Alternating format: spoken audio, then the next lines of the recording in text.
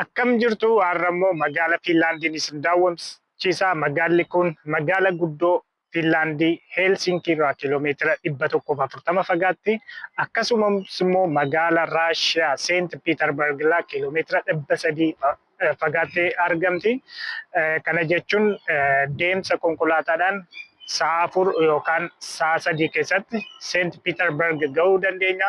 Magaalli kun waan baay'eedhaan beekamti. Kanaafuu tokkoon isaanii isin daawwachiisa. Hanga xumura keenyaatti waliin turaan affeerraa kooti qopheessee kan isiniif dhiyeessu ana Biruu Kaayiluuti.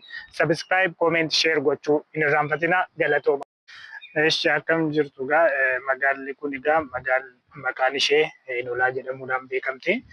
Heenolaa keessatti wanti isheen ittiin beekamtu tokko muka kanaani. Mukti kun muka baay'ee guddaadha. Waggaa 175 jiraate jedhama.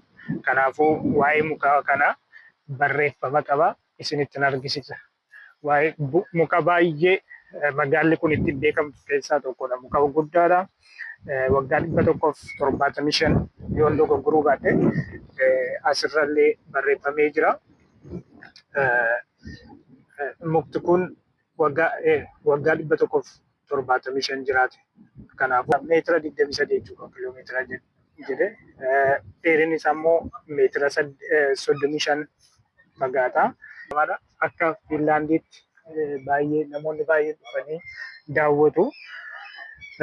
Waggaa baay'ee kan turedha jechuudha. Kanaafuu magaalli kun kan isheen ittiin beekamtu kanaani. Kun amma paarkiidha. Magaala kana keessatti paarkii argamudha. Asiin yoo ol baatan kun immoo gara walakkaa magaalaatti isin seensisa. Kanaafuu magaala baay'ee bareedudha. Jireenyaaf illee baay'ee mijataadha. Magaala guddoorraas hanga kana miti. Deemsa sa'a 1:30 qofa kan inni fudhatu. Baay'ee bareeda. Finlaandonni egaa baay'ee abaaboo jaallatu. Magaalli jara baay'inaan abaaboodhaan kan faayamedha. Baay'ee environment eeguu irrattis baay'ee cimoodha. Environment friendly jedhaniiti kan jarri dubbatan. Yeroo baay'ee mana jaraallee yoo argitan forestii keessadha bakka kan inni jiru. Baay'ee environment illee kunuunsuu jaallatu. Kanaan baay'ee beekamu. Baay'ee invest godhu. Akkuma argitan qulqulluudha environmentiin jaraallee. Baay'ee wanti hundumtuu immoo informationii isin